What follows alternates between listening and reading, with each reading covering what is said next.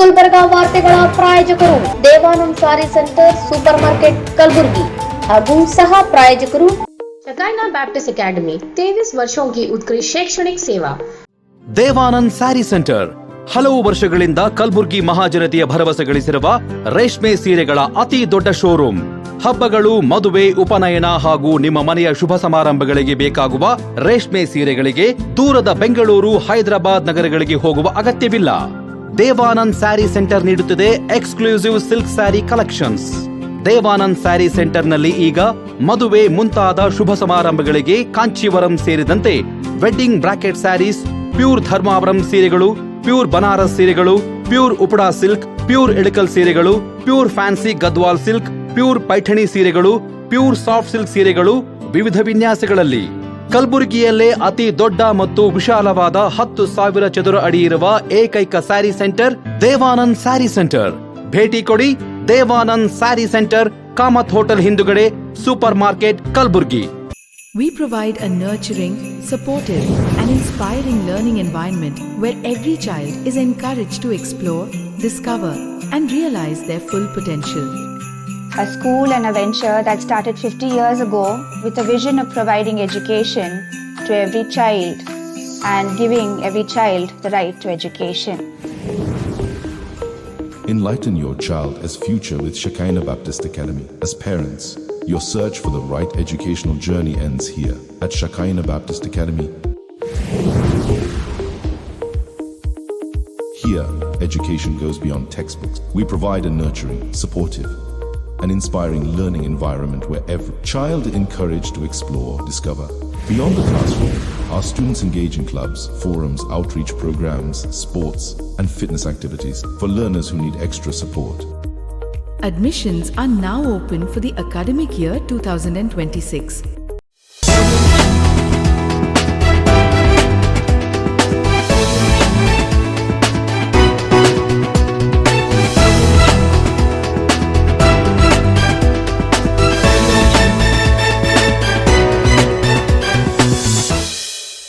ನಮಸ್ಕಾರ.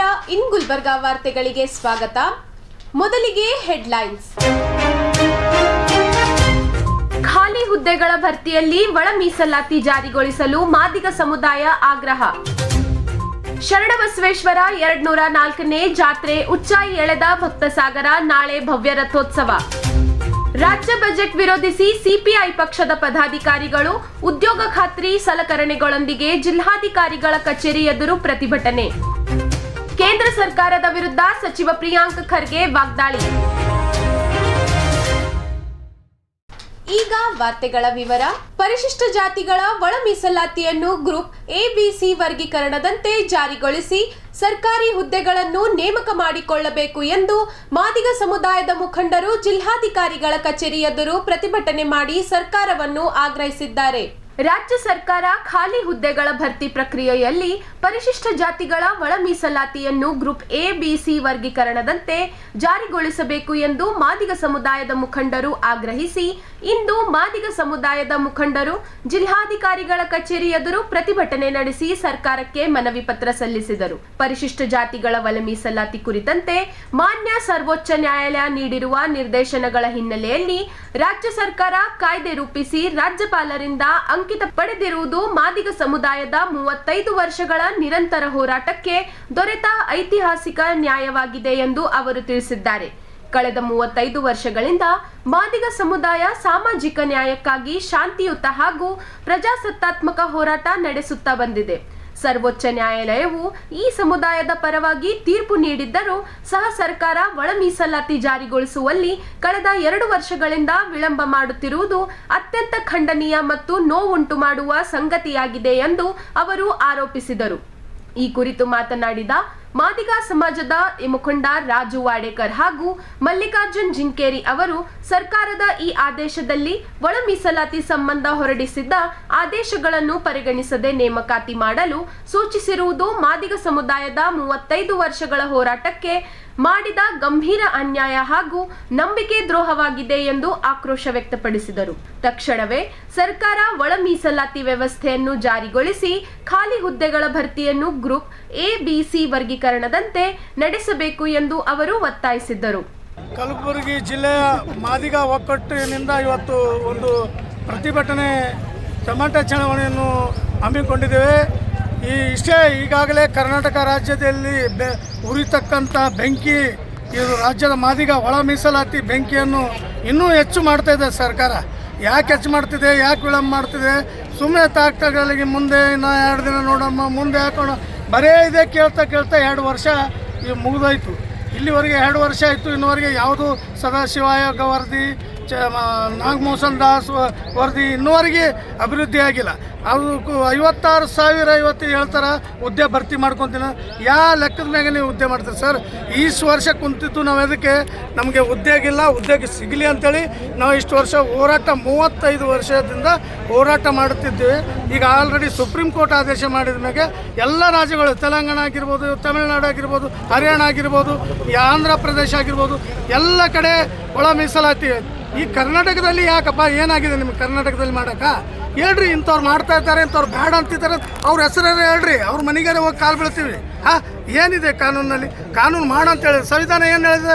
ಯಾರು ಜನ ಸಂಖ್ಯಾಂಶ ಹೆಚ್ಚಿಗಿದೆ ಅವರಿಗೆ ಅನುಕೂಲ ಮಾಡಿ ಕೊಡ್ರಿ ಅಂತೇಳಿ ಸುಪ್ರೀಂ ಕೋರ್ಟ್ ಆದೇಶ ಮಾಡಿದ್ರು. ನೀವು ಸುಪ್ರೀಂ ಕೋರ್ಟ್ಗಿಂತ ದೊಡ್ಡ ಇಸ್ಮಾರ್ಕನೇ ಆದ್ರೆ ಅಂತ ಕೇಳೋಕೆ ಇಷ್ಟಪಡ್ತೀವಿ ನಾವು. ಇವತ್ತೆಲ್ಲರೂ ಸುಪ್ರೀಂ ಕೋರ್ಟ್ಗೆ ತಲೆಬಾಗಬೇಕು, ಅದು ಹೇಳಿದ್ದು ಕೇಳಬೇಕಾಗ್ತದೆ ನಾವು. ಅದಕ್ಕೆ ಆದೇಶ ಮಾಡಿದ ತಕ್ಷಣ ಅವಾಗಿಂತ ಅದೇ ಮಾಡಲಿತ್ತು. ಈ ಸರ್ಕಾರ ವಿಳಂಬ ಮಾಡಿದೆ. ಇದು ನಾವು ಇವತ್ತಿಂದ ಹೋರಾಟ ಮಾಡಿದ್ದು. ಈ ನಾಳೆ 12 ತಾರೀಕು ನೀವು ಒಂದು ವೇಳೆ ಮಾಡಲಿಲ್ಲ ಅಂದರೆ ಗುಲ್ಬರ್ಗ ಬಂದ್ ಮಾಡ್ತೀವಿ. ಅದು ಎಲ್ಲಿ ಯಾವ ಸಚಿವರು ಇದ್ದಾರೆ, ನಮ್ಮ ದಲಿತರ ಸಚಿವರು, ಅವ್ರವ್ರ ಮನೆಗೆ ಮುತ್ತಿಗೆ ಹಚ್ಚೋದಾಗಲಿ, ಅವರಿಗೆ ಎಲ್ಲಿ ವಾಹನ ಬರ್ತಾ ಅಲ್ಲಿ ತಡೆಯುವಂಥ ಕೆಲಸ ಮಾಡ್ತೀವಿ. ದಯಮಾಡಿ ಇಂಥದ್ದು ಮಾಡ್ಕೋಕೆ ಹೋಗ್ಬೇಡ್ರಿ. ಈ ಸರ್ಕಾರವನ್ನು ವಿರುದ್ಧವಾಗಿ ಸುಟ್ಟಾಕಲು ನಾವು ತಯಾರಿದ್ದೀವಿ, ಎಲ್ಲ ಮಾದಿಗ ಸಮಾಜ ಅಂತ ಹೇಳಕ್ಕೆ ಇಷ್ಟಪಡ್ತೀವಿ. ಈ ಒಂದು ರಾಜ್ಯ ಸರ್ಕಾರ ಸುಮಾರು 1 ವರ್ಷದಿಂದ 2 ವರ್ಷ ಸಮೀಪ ಆಯಿತು. ಸುಪ್ರೀಂ ಕೋರ್ಟ್ ಒಂದು ಆದೇಶ ಮಾಡಿತ್ತು. ಆಗಸ್ಟ್ 1ನೇ ತಾರೀಕು ಆಯಾ ರಾಜ್ಯಗಳಲ್ಲಿ ಒಳ ಮೀಸಲಾತಿಯನ್ನು ಆ ರಾಜ್ಯಗಳ ಅಧಿಕಾರ ಕೊಟ್ಟಿದೆ, ಮಾಡ್ಬೋದು ಅಂತೇಳಿ.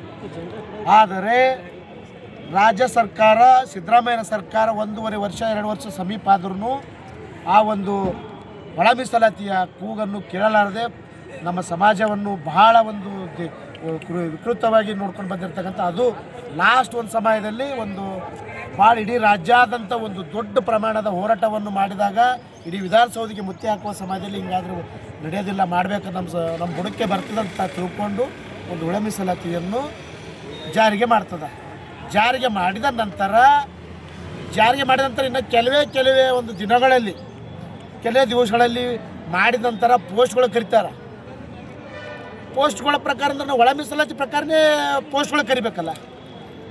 ಆ ರೋಸ್ಟ್ರ್ ಪ್ರಕಾರ, ಹೊಸ ರೋಸ್ಟ್ರ್ ಪ್ರಕಾರ, ಒಳ ಮೀಸಲಾತಿ ಪ್ರಕಾರ ರೋಸ್ಟ್ರ್ ಕರೆದರೆ ನಮ್ಮ ಸಮಾಜದ ಸೋದರರ ಅಂತ ತಿಳ್ಕೊಂಡು ಇವತ್ತು ನಮ್ಮ ಮಾದಿರಿರ್ಬೋದು, ಒಲೆಯರಿರ್ಬೋದು, ಸಂಘರು, ಇಲ್ಲೆಲ್ಲ ಜಗಳ ಅಂದರೆ ನಮ್ಮ ಸೋದರರಿಗೆ ಜಗಳ ಹಚ್ಚುವಂಥ ಕೆಲಸ ಯಾರು ಮಾಡ್ತಾ ಇದ್ದಾರೆ ಅಂದರೆ ಅದು ಸಿದ್ದರಾಮಯ್ಯ. ನಮ್ಮ ಜಾತಿ ಬೇರೆ, ನಾವೆಲ್ಲ ಒಂದೇ ಜಾತಿ ಅಣ್ಣ ತಂದ್ರೆ ಅಂತಿದ್ದೀವಿ ಇಡೀ ರಾಜ್ಯಾದಂತಲ್ಲಿ. ಇವತ್ತು OBC ಹಿಡ್ಕೋರಿ, SC ST ಪರಿಶಿಷ್ಟ ಪಂಗಡದವ್ರಿಗೆ ಬರೇ ಜಗಳ ಹಚ್ಚುವಂಥ ಕೆಲಸ ಮಾಡಿ ತಾವೊಂದು ಶೇಪ್ ಆಗಿ ಕುರ್ಚಿ ಕೂಡುವಂಥ ಕೆಲಸ ಮಾಡ್ತಿದ್ದಾರೆ, ಅದು ಸಿದ್ದರಾಮಯ್ಯ. ಇವತ್ತು ಇನ್ನು ಕೂಡುವಂಥ ಕುರ್ಚಿಯಲ್ಲಿ ಮುಳ್ಳಿದೆ, ಆ ಮುಳ್ಳನ್ನು ಒಯ್ದು ಇವತ್ತು ನಮ್ಮ ಸಮುದಾಯ ಕುಂಡಿ ಬಿಡಿ ಕಿಡಕ್ಕೆ ಹೋಗಬೇಡಪ್ಪ. ದಯವಿಟ್ಟು ಈ ಒಂದು ಒಳ ಮೀಸಲಾತಿ, ಸಂಪೂರ್ಣ ಒಳ ಮೀಸಲಾತಿಯನ್ನು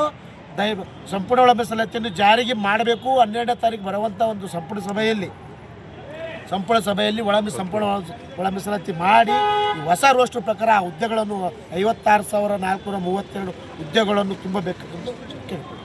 ಕಲ್ಯಾಣ ಕರ್ನಾಟಕದ ಆರಾಧ್ಯ ದೈವ ಶ್ರೀ ಶರಣಬಸವೇಶ್ವರರ 204ನೇ ಜಾತ್ರಾ ಮಹೋತ್ಸವ ಅಂಗವಾಗಿ ಶರಣಬಸವೇಶ್ವರ ದೇವಾಲಯದಲ್ಲಿ ಉಚ್ಚಾಯಿ ಹಾಗೂ ಪಲ್ಲಕ್ಕಿ ಉತ್ಸವ ಭಕ್ತಿ ಸಂಭ್ರಮದಲ್ಲಿ ನೆರವೇರಿತು. ಕಲ್ಯಾಣ ಕರ್ನಾಟಕ ಭಾಗದ ಆರಾಧ್ಯ ದೈವ ಶ್ರೀ ಶರಣಬಸವೇಶ್ವರರ ಜಾತ್ರೆಯ ಅಂಗವಾಗಿ ಸಂಸ್ಥಾನದ 9ನೇ ಪೀಠಾಧಿಪತಿ ಚಿರಂಜೀವಿ ದೊಡ್ಡಪ್ಪ ಅಪ್ಪ ಅವರ ಸಾನ್ನಿಧ್ಯದಲ್ಲಿ ಕಾರ್ಯಕ್ರಮಗಳು ಭಕ್ತಿಭಾವದಿಂದ ಜರುಗಿದವು. ಬೆಳಗಿನ ಜಾವ ಶರಣಬಸವೇಶ್ವರ ಗದ್ದುಗೆಗೆ ವಿಶೇಷ ಪೂಜೆ, ರುದ್ರಾಭಿಷೇಕ ನೆರವೇರಿತು. ಸಂಜೆ ದಾಸೋಹ ಮನೆಯಿಂದ ಡೊಳ್ಳು ವಾದ್ಯ ಮೇಳಗಳ ನಡುವೆ ಸಾಂಪ್ರದಾಯಿಕ ಉಡುಪು ಧರಿಸಿ ಹೊರಬಂದ ಪೀಠಾಧಿಪತಿಗಳು ಉಚ್ಚಾಯಿ ಮತ್ತು ಪಲ್ಲಕ್ಕಿಗೆ ವಿಶೇಷ ಪೂಜೆ ಸಲ್ಲಿಸಿದರು. ಧಾರ್ಮಿಕ ಪರಂಪರೆಯಂತೆ ಮಂಗಳಾರತಿ ನೆರವೇರಿಸಿ ಉತ್ಸವಕ್ಕೆ ಚಾಲನೆ ನೀಡಿದರು. ನಂತರ ಶರಣಬಸವೇಶ್ವರ ಮಹಾರಾಜ್ ಕಿ ಜೈ ಎಂಬ ಘೋಷಣೆಗಳ ಮಧ್ಯೆ ಭಕ್ತರು ಉಚ್ಚಾಯಿ ಎಳೆದರು.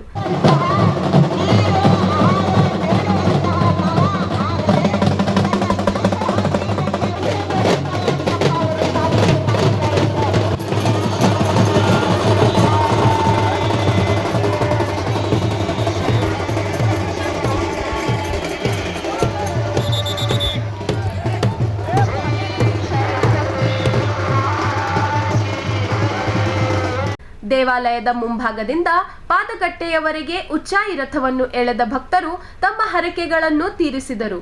ಬಳಿಕ ದೇವಾಲಯದ ಸುತ್ತ 5 ಪ್ರದಕ್ಷಿಣೆ ಹಾಕುವ ಮೂಲಕ ಪಲ್ಲಕ್ಕಿ ಉತ್ಸವ ಆಚರಿಸಲಾಯಿತು.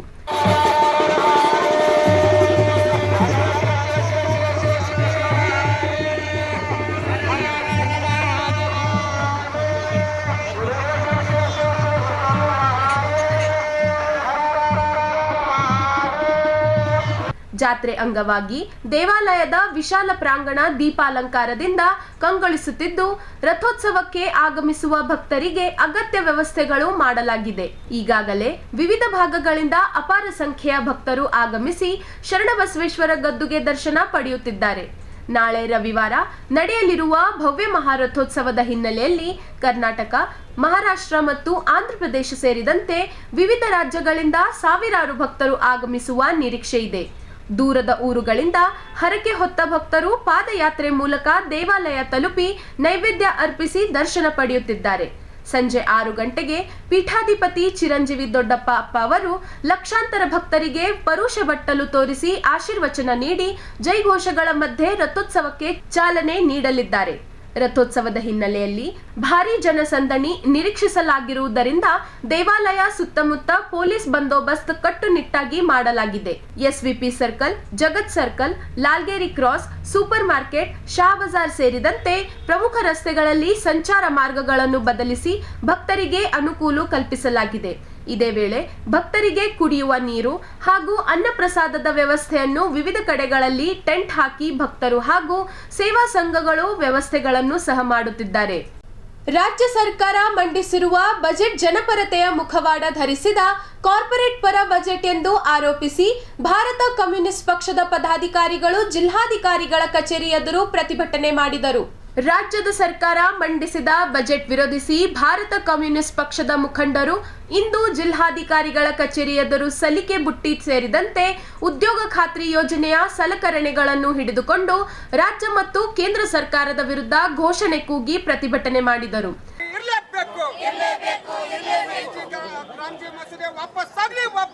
ಸಿದ್ದರಾಮಯ್ಯನವರು ಮಂಡಿಸಿದ ಬಜೆಟ್ನಲ್ಲಿ ಜನಪರತೆಯ ಮುಖವಾಡ ಧರಿಸಿದ ಕಾರ್ಪೊರೇಟ್ ಬಜೆಟ್ ಇದಾಗಿದೆ.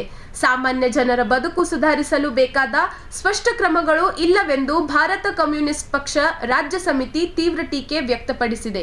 ರಾಜ್ಯದ ಕೈಗಾರಿಕಾ ಬೆಳವಣಿಗೆಗೆ ಹೊಸ ದೃಷ್ಟಿಕೋನ ಅಥವಾ ಗೌರವಾನ್ವಿತ ಆದಾಯ ತರುವ ಉದ್ಯೋಗ ಸೃಷ್ಟಿಗೆ ಸ್ಪಷ್ಟ ಯೋಜನೆಗಳಿಲ್ಲ. ಜನರ ಆದಾಯ ಹೆಚ್ಚಿಸದೆ ಆರ್ಥಿಕತೆ ಬಲಪಡಿಸಲು ಸಾಧ್ಯವಿಲ್ಲ ಎಂಬ ಮೂಲಭೂತ ವಿಚಾರವನ್ನೇ ಸರ್ಕಾರ ಗಮನಿಸಿಲ್ಲ ಎಂದು ಆರೋಪಿಸಿದರು. ಕೇಂದ್ರ ಸರ್ಕಾರ ಜಾರಿಗೆ ತಂದಿರುವ ಕಾರ್ಮಿಕ ಸಂಹಿತೆಗಳಿಗೆ ವಿರೋಧ ವ್ಯಕ್ತಪಡಿಸುವ ಯಾವುದೇ ಸೂಚನೆಯೂ ಬಜೆಟ್ನಲ್ಲಿ ಇಲ್ಲವೆಂದು ಟೀಕಿಸಿದರು. ಕೈಗಾರಿಕಾ ಅಭಿವೃದ್ಧಿ ಹೆಸರಿನಲ್ಲಿ ಕೆಐಡಿಬಿ ಕಾಯ್ದೆಯ ಮೂಲಕ ನಡೆದ ಭೂಸ್ವಾಧೀನ ಪ್ರಕರಣಗಳಲ್ಲಿ ರೈತರಿಗೆ ನ್ಯಾಯ ಒದಗಿಸುವ ಪ್ರಸ್ತಾವವಿಲ್ಲ. ಬಗರ್ ಹುಕುಂ ಸಾಗುವಳಿ, ಅರಣ್ಯ ಭೂಮಿ ಸೇರಿದಂತೆ ಅನೇಕ ರೈತರ ಭೂಮಿಯನ್ನು ಸಕ್ರಮಗೊಳಿಸುವ ಬಗ್ಗೆ ಯಾವುದೇ ಕ್ರಮಗಳಿಲ್ಲ ಎಂದು ಹೇಳಿದರು. ಗ್ರಾಮೀಣ ಉದ್ಯೋಗ ಖಾತ್ರಿ ಯೋಜನೆ, ಮನರೇಗಾ ಉಳಿಸಲು ಸರ್ಕಾರ ಬಜೆಟ್ನಲ್ಲಿ ಯಾವುದೇ ವಿಶೇಷ ಪ್ರಯತ್ನ ಮಾಡಿಲ್ಲ. ಗ್ರಾಮೀಣ ಅಭಿವೃದ್ಧಿ ಮತ್ತು ಪಂಚಾಯತ್ ರಾಜ್ ಇಲಾಖೆಗೆ ಈ ವರ್ಷ 26,559 ಕೋಟಿ ರೂಪಾಯಿ ಮೀಸಲಿಟ್ಟಿದ್ದು, ಇದು ಹಿಂದಿನ ಅವಧಿಗಿಂತ 176 ಕೋಟಿ ರೂಪಾಯಿ ಕಡಿಮೆ. ಇದು ಗ್ರಾಮೀಣ ಉದ್ಯೋಗಾವಕಾಶಗಳನ್ನು ದುರ್ಬಲಗೊಳಿಸುವ ಕ್ರಮವಾಗಿದ್ದು, ನಿರುದ್ಯೋಗ, ವಲಸೆ ಮತ್ತು ಸಾಮಾಜಿಕ ಸಮಸ್ಯೆಗಳ ಹೆಚ್ಚಳಕ್ಕೆ ಕಾರಣವಾಗಿದೆ ಎಂದು ಎಚ್ಚರಿಸಿದರು. ಆರೋಗ್ಯ ಕ್ಷೇತ್ರದಲ್ಲಿ ಹೊಸ ಮಲ್ಟಿ ಸ್ಪೆಷಾಲಿಟಿ ಆಸ್ಪತ್ರೆಗಳು ಮತ್ತು ಕೆಲವು ಆಸ್ಪತ್ರೆಗಳನ್ನು ಮೇಲ್ದರ್ಜೆಗೇರಿಸುವ ಪ್ರಸ್ತಾಪಗಳು ಸ್ವಾಗತಾರ್ಹವಾದರೂ ಖಾಸಗಿ ಸಹಭಾಗಿತ್ವದ ಹೆಸರಿನಲ್ಲಿ ಆರೋಗ್ಯ ವಲಯವನ್ನು ಖಾಸಗಿ ಬಂಡವಾಳಿಗರಿಗೆ ತೆರೆಯುವ ಪ್ರಯತ್ನಗಳ ಬಗ್ಗೆ ಆತಂಕ ವ್ಯಕ್ತಪಡಿಸಿದರು. ದಲಿತರು ಮತ್ತು ಆದಿವಾಸಿಗಳ ಅಭಿವೃದ್ಧಿಗೆ ಮೀಸಲಾಗಿರುವ ಎಸ್ಸಿ, ಎಸ್ಪಿ ಮತ್ತು ಟಿಎಸ್ಪಿ ನಿಧಿಗಳನ್ನು ಗ್ಯಾರಂಟಿ ಯೋಜನೆಗಳಿಗೆ ಬಳಸಿರುವ ಬಗ್ಗೆ ವಿವಾದವಿದ್ದರೂ ಅದರ ಬಗ್ಗೆ ಬಜೆಟ್ನಲ್ಲಿ ಸ್ಪಷ್ಟನೆ ನೀಡಿಲ್ಲ ಎಂದು ಆರೋಪಿಸಿದರು. ರೈತರು, ಕಾರ್ಮಿಕರು, ಮಹಿಳೆಯರು, ದಲಿತರು ಮತ್ತು ಗ್ರಾಮೀಣ ಬಡವರ ಬದುಕಿಗೆ ಭರವಸೆ ನೀಡುವಂತಹ ದೃಢ ಕ್ರಮಗಳಿಲ್ಲದ ಒಂದು ನಿರಾಶಾದಾಯಕ ಬಜೆಟ್ ಇದಾಗಿದೆ ಎಂದು ಸಿಪಿಐ ಪಕ್ಷ ಆರೋಪಿಸಿದರು. ಕರ್ನಾಟಕದ ಜನ ನಿರೀಕ್ಷೆ ಮಾಡಿದ್ದೆವು.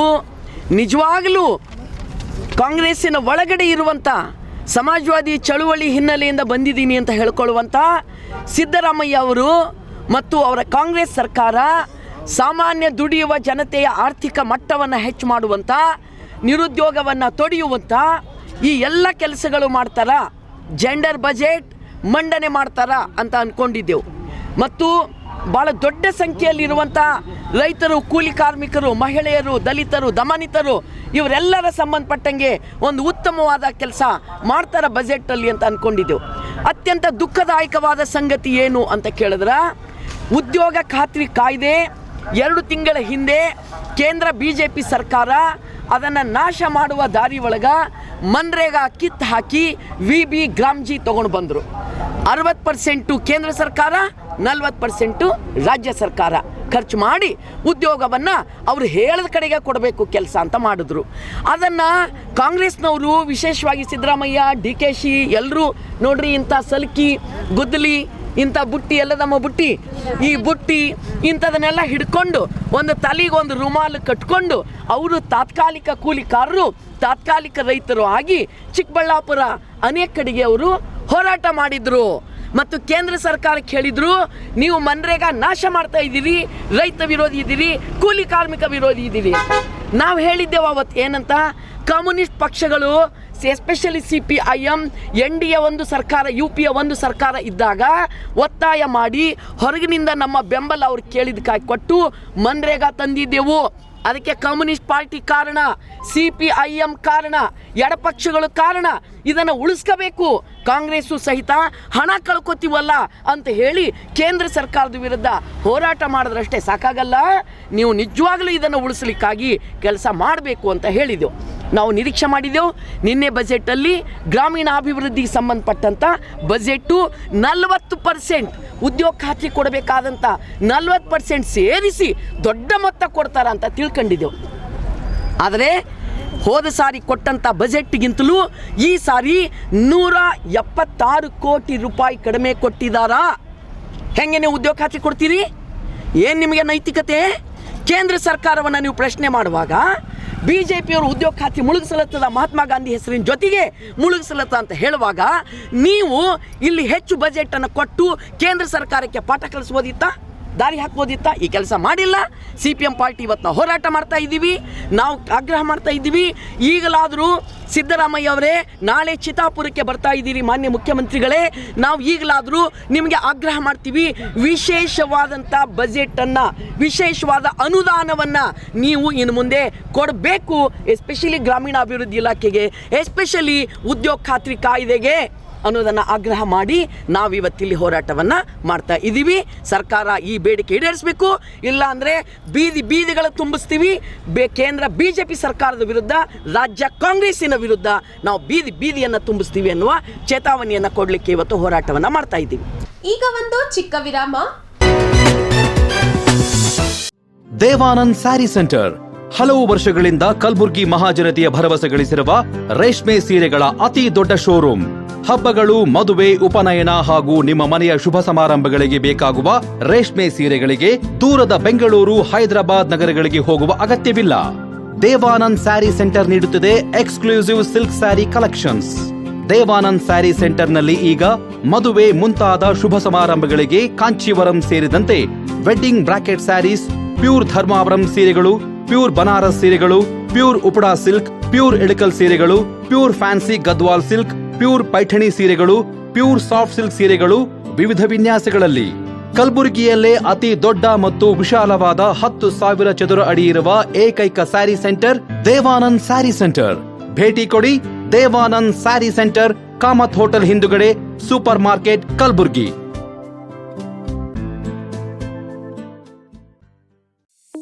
शकाइना बैप्टिस्ट एकेडमी 23 वर्षों की उत्कृष्ट शैक्षणिक सेवा। शैक्षणिक वर्ष 2026 के लिए प्रवेश प्रारंभ है। नर्सरी से 8वीं कक्षा तक प्रवेश खुला है। हमारी प्री स्कूल क्रीडो पाठ्यक्रम 6T लर्निंग फ्रेमवर्क पर आधारित है, जो बच्चों की संवैधिक, बौद्धिक, सामाजिक, भावनात्मक, भाषा और गणितीय विकास पर विशेष ध्यान देते हैं। डिजिटल ऐप के माध्यम से अभिभावक बच्चों की प्रगति से जुड़े रहते हैं। JEE एवं नीट फाउंडेशन कार्यक्रम, अनुभवी एवं प्रमाणिक शिक्षक, डिजिटल कक्षाएं, विज्ञान प्रयोगशाला, पुस्तकालय, खेल एवं सह पाठ्यक्रम गतिविधियाँ, परिवहन सुविधा, छात्राओं के लिए आवासीय सुविधा। आज ही अपने बच्चों का नामकरण कराएं और उसके उज्जवल भविष्य की मजबूत नींव रखें।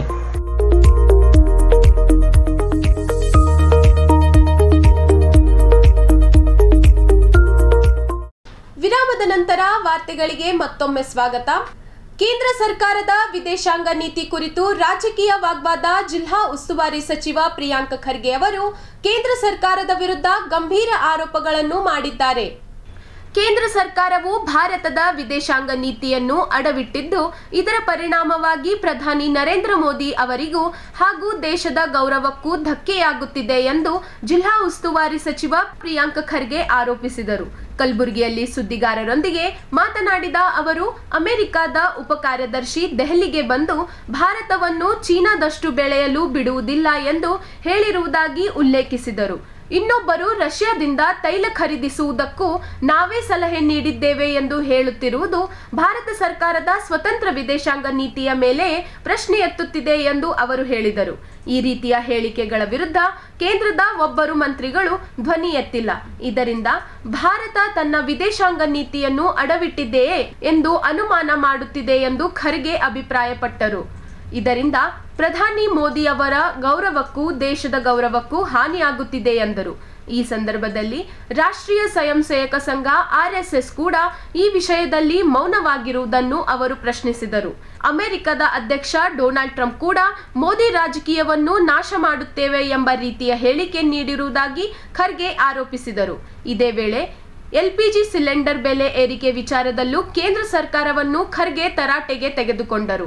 ಜನರ ಸಮಸ್ಯೆಗಳಿಗೆ ಪರಿಹಾರ ಕಂಡುಕೊಳ್ಳುವುದಕ್ಕಿಂತ ಪ್ರಧಾನಿ ನರೇಂದ್ರ ಮೋದಿ ಅವರಿಗೆ ಸಿನಿ ತಾರೆಯರನ್ನು ಭೇಟಿಯಾಗಲು ಮತ್ತು ಕ್ರಿಕೆಟ್ ಪಂದ್ಯಗಳಿಗೆ ಶುಭಾಶಯ ಕೋರಲು ಸಮಯ ಸಿಗುತ್ತಿದೆ ಎಂದು ಅವರು ಟೀಕಿಸಿದರು. ಈ ವೇಳೆ ಅವರು ನಟ ವಿಜಯ್ ದೇವರಕೊಂಡ ಮತ್ತು ನಟಿ ರಶ್ಮಿಕಾ ಮಂದಣ್ಣ ಅವರನ್ನು ಉದಾಹರಣೆಗೆ ಉಲ್ಲೇಖಿಸಿದರು. ಕ್ರಿಕೆಟ್ ಸೆಮಿಫೈನಲ್ ಪಂದ್ಯಕ್ಕೆ ಮೋದಿ ಶುಭಾಶಯ ಕೋರಿದ್ದಾರೆ. ಅವರು ಫೈನಲ್ ಪಂದ್ಯವನ್ನು ವೀಕ್ಷಿಸಲು ಹೋಗಬಹುದು ಎಂಬ ಚರ್ಚೆಯೂ ನಡೆಯುತ್ತಿದೆ. ಮೋದಿ ಅವರು ಪಂದ್ಯ ನೋಡಲು ಹೋಗದಿದ್ದರೆ ಭಾರತ ಗೆಲ್ಲಬಹುದು ಎನ್ನುವ ಮಾತು ಜನರಲ್ಲಿ ಕೇಳಿ ಬರುತ್ತಿದೆ. ನಾನು ಇದನ್ನು ಸುಮ್ಮನೆ ಹೇಳುತ್ತಿಲ್ಲ, ಹಿಂದೆ ನಡೆದ ಉದಾಹರಣೆಗಳಿವೆ ಎಂದು ಖರ್ಗೆ ವ್ಯಂಗ್ಯವಾಗಿ ಹೇಳಿದರು. ಸ್ವಲ್ಪನ ಕೇಂದ್ರ ಸರ್ಕಾರಕ್ಕೆ ನಾಚಿಕೆ ಇರಬೇಕು. ನಮ್ಮ ಇಡೀ ವಿದೇಶಾಂಗ ನೀತಿಯನ್ನು ಅಮೇರಿಕಾಗೆ ಅಡ ಇಟ್ಟಿದ್ದಾರೆ. ನಮ್ಮ ಗೌರವವನ್ನು ಕೌಡೆ ಕಾಸು ಕಿಮ್ಮತ್ತು ಕೊಡ್ತಾ ಇಲ್ಲ. ಇವತ್ತು ಒಬ್ಬ US ಡೆಪ್ಟಿ ಸೆಕ್ರೆಟ್ರಿ ಡೆಲ್ಲಿನಲ್ಲಿ ಹೊರಗೆ ಅಮೇರಿಕಾನಲ್ಲ ಡೆಲ್ಲಿನಲ್ಲಿ ಹೇಳ್ತಾರೆ, ನಾವು ಚೈನಾ ಜೊತೆ ಮಾಡಿದಂಥ ತಪ್ಪು ನಾವು ಭಾರತ ದೇಶದಲ್ಲಿ ಮಾಡೋಕ್ಕೆ ಹೋಗಲ್ಲ, ಭಾರತಕ್ಕೆ ನಾವು ಬೆಳಿಲಿಕ್ಕೆ ಬಿಡಲ್ಲ ಅಂತಾನೆ. ಎಲ್ಲಿ? ಇಲ್ಲಿ ದೇಶದಲ್ಲಿ. ಎಷ್ಟು ಗ್ರಾಂಟೆಡ್ ತೊಗೊಂಡಿದ್ದಾರೆ ನೋಡಿ ನಮ್ಮ ರಾಷ್ಟ್ರಕ್ಕೆ ಅವರು. ನಿನ್ನೆ US ಸೆಕ್ರೆಟರಿ ಆಫ್ ಟ್ರೆಷರಿ ಅಂದರೆ ನಮ್ಮ ಫೈನಾನ್ಸ್ ಮಿನಿಸ್ಟರ್ ಈಕ್ವಲೆಂಟು ಸ್ಕಾಟ್ ಅಂತ, ಅವರೇನು ಹೇಳ್ತಾರೆ, ನಾವು ಈ ಯುದ್ಧದ ಪರಿಣಾಮವಾಗಿ ಒಂದು 30 ದಿನ ಪರ್ಮಿಷನ್ ಕೊಟ್ಟಿದ್ದಾರಂತೆ ಇಂಡಿಯಾಗೆ, ರಷ್ಯಾದ ಕಚ್ಚಾ ತೈಲನ್ನು ಖರೀದಿ ಮಾಡೋಕ್ಕೆ ಪರ್ಮಿಷನ್. ಇವತ್ತು ಬೆಳಿಗ್ಗೆ ಇನ್ನೊಬ್ಬ ಅಧಿಕಾರಿ ಅಮೆರಿಕನ ಇಂಧನ ಸಚಿವರು ಹೇಳ್ತಾರೆ, ಭಾರತ ದೇಶ ನಾವು ಏನು ಹೇಳ್ತೀವಿ ಅದು ಮಾಡ್ತಾರೆ, ಸದ್ಯಕ್ಕೆ ನಾವು ಅವರಿಗೆ ರಷ್ಯಾದಿಂದ ಆಯಿಲ್ ತೊಗೊಳಕ್ಕೆ ನಾವು ಬಿಟ್ಟಿದ್ದೀವಿ ಅಂತ ಹೇಳ್ತಾರೆ. ಯಾರಿದು ಹೇಳ್ತಾ ಇರೋದು? ಹಾದಿಗೆ ಹೋಗೋರು ಬರೋರಲ್ಲ, ministers in the American government. ಎಲ್ಲಿ ಹೇಳ್ತಾ ಇದ್ದಾರೆ? ಅಮೇರಿಕಾದಲ್ಲಿ ಹೇಳ್ತಾ ಇದ್ದಾರೆ, ಪ್ರೆಸ್ನಲ್ಲಿ ಹೇಳ್ತಾ ಇದ್ದಾರೆ, ಡೆಲ್ಲಿನಲ್ಲಿ ಹೇಳ್ತಾ ಇದ್ದಾರೆ. ಇದಕ್ಕೆ ಒಬ್ಬ ಮಿನಿಸ್ಟರನ್ನ ಎದೆಗಾರಿಕೆ ತೋರಿಸಿ ಅವ್ರು ಯಾರು ಹೇಳಕ್ಕೆ ನಮಗೆ? ನಮ್ಮ ವಿದೇಶಾಂಗ ನೀತಿ ನಾವು ತೀರ್ಮಾನ ಮಾಡ್ತೀವಿ, ಯಾರ ಜೊತೆ ನಾವು ವ್ಯಾಪಾರ ಮಾಡಬೇಕು, ವ್ಯವಹಾರ ಮಾಡಬೇಕು, ಯಾರಿಂದ ನಾವು ಕಚ್ಚಾ ತೈಲ ತಗೋಬೇಕು, ಅದು ನಾವು ಡಿಸೈಡ್ ಮಾಡ್ತೀವಿ. ಒಬ್ಬರನ್ನ ಕೊಟ್ಟಿದ್ದಾರ? Israel prime minister Modi has spread his legs for India ಅಂತ ಹೇಳ್ತಾರೆ. ಏನು ಅರ್ಥ ಅದರದ್ದು? ಒಬ್ಬರು ಕೂಡ ಮಾತಾಡ್ತಾ ಇಲ್ಲ. ಏನು ಇದೇ ರಾಹುಲ್ ಗಾಂಧಿಯವ್ರ ಬಗ್ಗೆ ಮಾತಾಡಿ, ಸಿದ್ದರಾಮಯ್ಯನವ್ರ ಬಗ್ಗೆ ಮಾತಾಡಿ, ಸೋನಿಯಾ ಗಾಂಧಿಯವ್ರ ಬಗ್ಗೆ ಮಾತಾಡಿ, ಖರ್ಗೆ ಅವ್ರ ಬಗ್ಗೆ ಮಾತಾಡಿ, ಕಾಂಗ್ರೆಸ್ ಬಗ್ಗೆ ಮಾತಾಡಿ ಅಂತ ಹೇಳಿದ್ರೆ ಸಾಲ್ಗಟ್ಟಲೆ ಮಾತಾಡ್ತಾರೆ. 3 ದಿನ ಪಾರ್ಲಿಮೆಂಟ್ನಲ್ಲಿ ನೆಹರು ಅವ್ರ ಬಗ್ಗೆ ಚರ್ಚೆಗೆ ರೆಡಿ ಇದ್ದಾರೆ, ಒಂದೇ ಮಾತರಂ ಬಗ್ಗೆ ಮಾತಾಡೋಕ್ಕೆ ರೆಡಿ ಇರ್ತಾರೆ. ಇದ್ರ ಬಗ್ಗೆ ಯಾಕೆ ಮಾತಾಡೋಕ್ಕೆ ರೆಡಿ ಇಲ್ಲಪ್ಪ? ನಿಮ್ಮ ದಿನ ಎದ್ದು ಪಾರ್ಲಿಮೆಂಟ್ನಲ್ಲಿ ಮೋದಿ ಮೋದಿ ಮೋದಿ ಅಂತ ಕೂಗಾಡ್ತಿರಲ್ಲ, ನೇರವಾಗಿ ಮೋದಿ ಅವ್ರ ಮರ್ಯಾದೆನೇ ಹರಾಜಾಗ್ತಾ ಇದೆ, ದೇಶದ ಮರ್ಯಾದೆ ಹರಾಜಾಗ್ತಾ ಇದೆ. ಎಲ್ಲೋಯ್ತಪ್ಪ ನಿಮ್ಮ ದೇಶಭಕ್ತಿ? ಎಲ್ಲಿದ್ದಾರೆ ಅವರು? RSSನವರೆಲ್ಲ ದಿನ ಎದ್ದು ನಾವೇ ದೇಶಭಕ್ತರಂತ ಎಲ್ಲರಿಗೂ ಹೇಳ್ಕೊಂಡು ಮಾಡ್ತಾರೆ, ಎಲ್ಲರಿಗೂ ದೇಶಭಕ್ತಿ ಸರ್ಟಿಫಿಕೇಟ್ ಕೊಡ್ತಾರಲ್ಲ, ಎಲ್ಲೋಯ್ತು?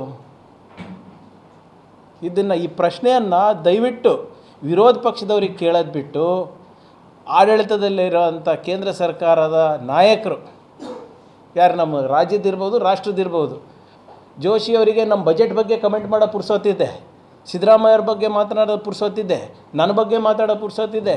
ಆದರೆ ದೇಶದ ಮರ್ಯಾದೆ ಹೋಗ್ತಾ ಇದ್ದಾಗ ಒಬ್ಬರು ಕೂಡ ಚಕಾರ ಎತ್ತಾ ಇಲ್ಲಲ್ಲ. ಅಂಥದ್ದು ಏನಿದೆ ಇವ್ರ ಬಳಿ, ಟ್ರಂಪ್ ಅವ್ರ ಬಳಿ? ಟ್ರಂಪ್ ಅವ್ರು ಏನು ಹೇಳ್ತಾರೆ ಸರ್, ನಾನು ಬೇಕಾದರೆ ಮೋದಿಯವರ ಕೆರಿಯರ್ನ ಡಿಸ್ಟ್ರಾಯ್ ಮಾಡಿಬಿಡ್ಬೋದು, ನಿರ್ನಾಮ ಮಾಡಿಬಿಡ್ಬೋದು, ನಾಶ ಮಾಡಿಬಿಡ್ಬೋದು, ಆದರೆ ಮೋದಿ ನನ್ನ ಒಳ್ಳೆಯ ಸ್ನೇಹಿತ, ಅದಕ್ಕೆ ನಾನು ಮಾಡ್ತಾ ಇಲ್ಲ. ಏನಿದೆ ಅವ್ರ ಹತ್ರ? ಅಂಥದ್ದು ಏನಿದೆ ಮೋದಿಯವ್ರ ಬಗ್ಗೆ? ಯಾವ ವಿಡಿಯೋ ಇದೆ? ಎಪ್ಸ್ಟೀನ್ ಫೈಲ್ಸಲ್ಲಿ ಏನಾದರೂ ಇದೆಯಾ? The BJP MPs, BJP ministers who chant mister ಮೋದಿ's ನೇಮ್ ಎವ್ರಿ ಡೇ, ಎಲ್ಲೋಯ್ತು? ಮೋದಿಯವರೆಲ್ಲಿದ್ದಾರೆ? ಪಾಪ ನಾ ಮೀಟ್ ಮಾಡಬಾರ್ದಂತಿಲ್ಲ, ನಿಮ್ಮ ಹೀರೋಯಿನ್ ಮದುವೆ ಆದ್ರಲ್ರಿ, ರಶ್ಮಿಕಾ ಮಂದಣ್ಣ ಅವರು ಮತ್ತು ಇನ್ನೊಬ್ಬ ವಿಜಯ್ ಅವ್ರಿಗೆ ಭೇಟಿಯಾಗ ಪುರ್ಸೊತ್ತಿದೆ. ಇಷ್ಟು ನಮ್ಮ ದೇಶದ ಮರ್ಯಾದೆ ಹರಾಜಾಗ್ತಾಯಿದೆ, ಅದ್ರ ಬಗ್ಗೆ ಮಾತಾಡೋ ಪುರ್ಸೊತ್ತಿಲ್ವಾ? ಮೀಟ್ ಮಾಡಿ, ಅದರಲ್ಲೇನು ತೊಂದರೆ ಇಲ್ಲ. ಅವರೇ ಹೋಗಿ ಕೇಳ್ಕೊಂಡಿದ್ದಾರಾ, ಇವರೇ ಕರ್ಸ್ಕೊಂಡಿದ್ದಾರಾ, that is okay, it's your personal matter. But as prime minister of India, I will deeply appreciate your concern on the current crisis than going wishing for marriage. ನಾಳೆ ನೋಡಿ ಮತ್ತೆ ನಿನ್ನೆ ಸೆಮಿಫೈನಲಿಗೆ ವಿಶ್ ಮಾಡಿದ್ರು, ಅದಕ್ಕೆ ಪುರ್ಸೊತ್ತಿದೆ. ನಾಳೆ ಫೈನಲ್ ಇದೆ, ಆಲ್ ದ ಬೆಸ್ಟ್ ಅಂತಾರೆ ಬೆಳಿಗ್ಗೆ, ನೋಡ್ರಿ ನೀವು. ಒಳ್ಳೆಯದು, ಗೆಲ್ಬೋದು. ಅವ್ರು ಕಾಲಿಟ್ಟಾಗೆಲ್ಲ ನಾವು ಸೋತೀವಿ. ಇದು ನಾನು ಹೇಳ್ತಾ ಇಲ್ಲಪ್ಪ, ಅಂಕಿಅಂಶ ನೋಡ್ರಿ, ಎಕ್ಸಾಂಪಲ್ ಅಲ್ಲ, ಡೇಟಾ ನೋಡ್ರಿ ಸರ್. ನಾವು ಯಾವತ್ತೂ without data I will not speak. ಇಲ್ಲಿಗೆ ವಾರ್ತಾ ಪ್ರಸಾರ ಮುಕ್ತಾಯ. ಮುಂದಿನ ಸಂಚಿಕೆಯಲ್ಲಿ ಭೇಟಿಯಾಗೋಣ. ನಮಸ್ಕಾರ.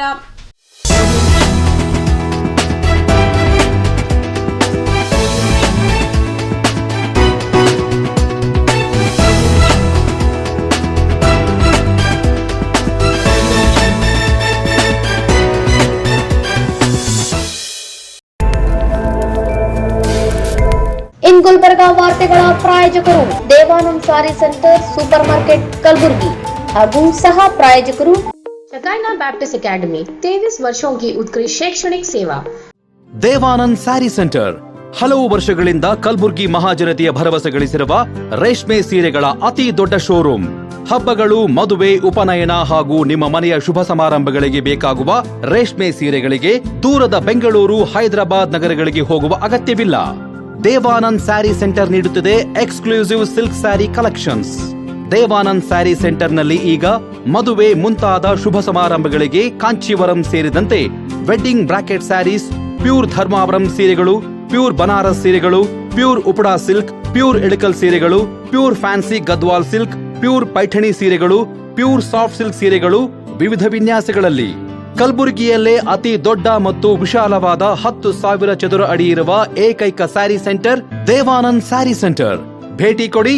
ದೇವಾನಂದ್ ಸ್ಯಾರಿ ಸೆಂಟರ್, ಕಾಮತ್ ಹೋಟೆಲ್ ಹಿಂದುಗಡೆ, super market, Kalaburagi. We provide a nurturing, supportive, and inspiring learning environment where every child is encouraged to explore, discover, and realize their full potential. A school and a venture that started 50 years ago with a vision of providing education to every child and giving every child the right to education. Enlighten your child as future with Shekinah Baptist Academy. As parents, your search for the right educational journey ends here at Shekinah Baptist Academy. Here, education goes beyond textbooks. We provide a nurturing, supportive, and inspiring learning environment where every child is encouraged to explore, discover. Beyond the classroom, our students engage in clubs, forums, outreach programs, sports, and fitness activities for learners who need extra support. Admissions are now open for the academic year 2026.